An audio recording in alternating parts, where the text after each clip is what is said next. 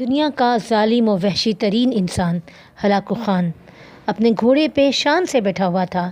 چاروں طرف تاتاری افواج کی صفیں کھڑی کی گئی تھیں جن کو آج ہلاکو خان نے اپنے حکم پر قتل ہوتے دیکھنا تھا۔ پھر وہ جلاد بولا، ان کے سر قلم کر دو، اور جلاد نے لوگوں کے سر کاٹنے شروع کر دیے۔ پہلی صف میں ایک کے بعد دوسرے کی گردن کٹتی چلی گئی۔ اسی صف میں ایک بے قصور بوڑھا غریب جو کہ اپنے گھر کا واحد کفیل بھی تھا کھڑا ہوا تھا۔ وہ موت کی ڈر کی وجہ سے دوسری صف میں چلا گیا۔ پہلی صف کا مکمل صفایا ہو گیا۔ ہلاکو خان کی نظروں نے اس بوڑھے کو دیکھ لیا تھا کہ وہ موت کی خوف سے پہلی صف چھوڑ کر دوسری میں چلا گیا ہے۔ ہلاکو خان گھوڑے پہ بیٹھا ہوا تھا اور اس کھیل سے خود کو خوش کر رہا تھا۔ جلادوں نے تھوڑی دیر میں دوسری صف کا بھی صفایا کر دیا۔ جب اس نے دیکھا کہ اس کی باری آنے والی ہے تو وہ جلدی سے تیسری صف میں چلا گیا۔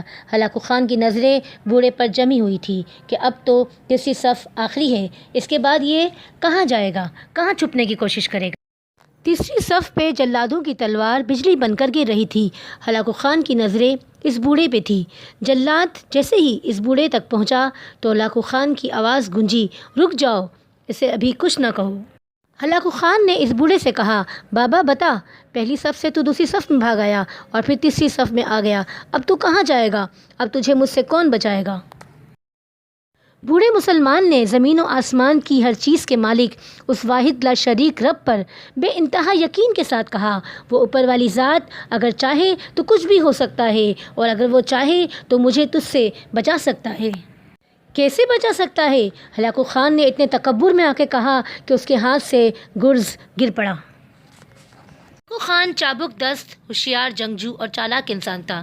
ہلاکو خان نے گھوڑے کے اوپر بیٹھے بیٹھے گرے ہوئے گرز کو اٹھانے کے لیے خود کو جھکایا کہ زمین پر گرنے سے پہلے وہ اسے ہوا میں ہی پکڑ لے۔ کوشش میں ہلاکو خان کا ایک پاؤں رکاب سے نکلا اور وہ اپنے گھوڑے سے نیچے آ پڑا، جبکہ دوسرا پاؤں رکاب میں ہی پھنس کے رہ گیا۔ خان کا گھوڑا اتنا ڈر گیا کہ بھاگ نکلا۔ ہلاکو خان نے خود کو بچانے کی بڑی کوشش کی۔ لشکر بھی حرکت میں آ گیا، لیکن گھوڑا اتنا طاقتور تھا کہ کسی کے قابو میں نہ آیا۔ وہ ہلاکو خان کو پتھروں پر گھسیٹ گھسیٹ کر بھاگتا رہا، یہاں تک کہ ہلاکو خان کا سر پتھروں سے پٹک پٹک کر اس قدر لہولہان ہو گیا کہ اس کی روح چند ہی منٹوں میں اس کے تکبر بھرے وجود کو چھوڑ کر جہنم رسید ہو گئی۔